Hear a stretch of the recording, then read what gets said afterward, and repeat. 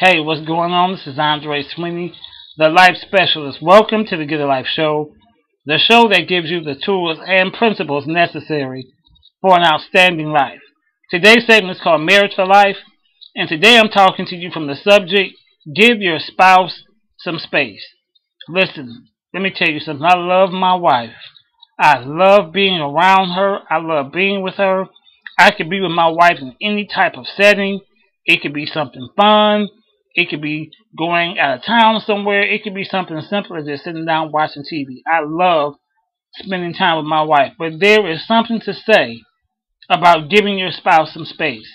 No one wants to be closed in.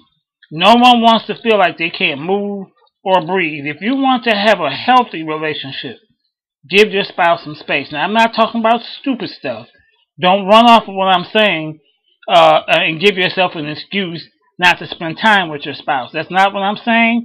You should not be giving more time to your friends. You should not be out in the clubs. You should not be hanging out every day. You should be with your mate.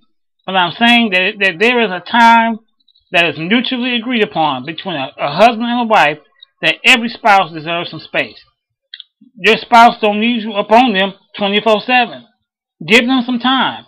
Allow your husband to go in his office for an hour or two and just chill out. Allow your wife to get away sometimes.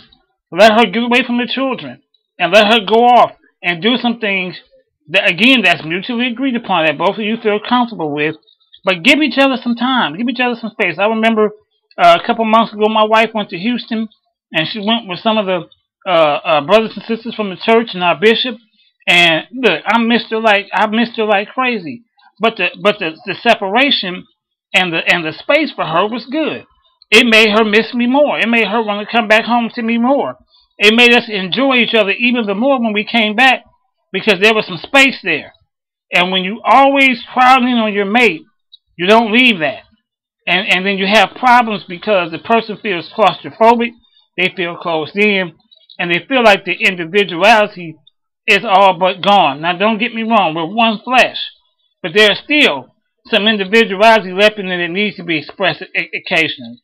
Now, here's the other thing. When you get into arguments, when you have heated fellowship, as I've heard it called, if your husband doesn't want to talk, don't force him. Give him space. If he walks away and says, hey, leave me alone right now, don't chase him down. Don't hit him. Don't say, you don't talk to me.